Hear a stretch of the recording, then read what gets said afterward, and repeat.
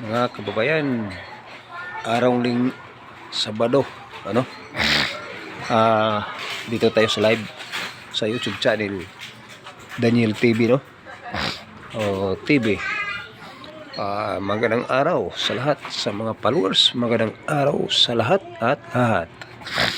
Tayo po ay magkukumin, magre-react. Si Pastor Kibuloy ay talagang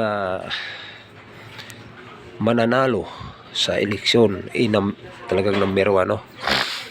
Maraming taga-subaybay ni Kibuloy, Pastor Kibuloy, no? Lalo na sa shout out pala sa mga taga INC, no? Group, sa mga INC, tao ni Kibuloy yan, mga kababayan, no? So sila na kababayan nagkakaisa talaga. Iba talaga pag magkakaisa, mga kababayan, kasi talagang walang bahid nga kurap. Totoo ang mga ginagawa ni Pastor Kibuloy, ano, mga kababayan. Tayo po, mga taong bayan, nagkakaisa nga ang importante na hindi mabudol, ano, kasi ang bangag natin na bilang namumuno sa pagka-presidente, hindi naman namumuno si Junior, baliktad na ngayon ang mundo, ay siguro yun na yun, no?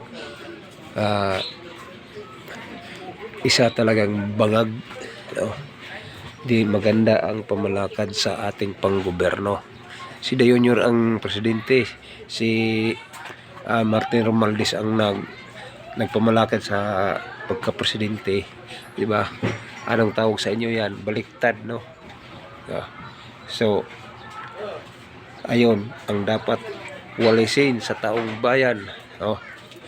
Number 1 si Pastor Kibuloy, no? Shout out sa mga taga INC, shout out sa taga tinatawag nating taga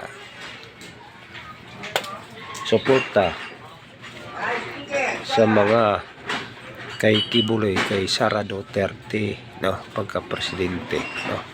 So maraming salamat sa inyo, taga-subaybay, mga kaibigan.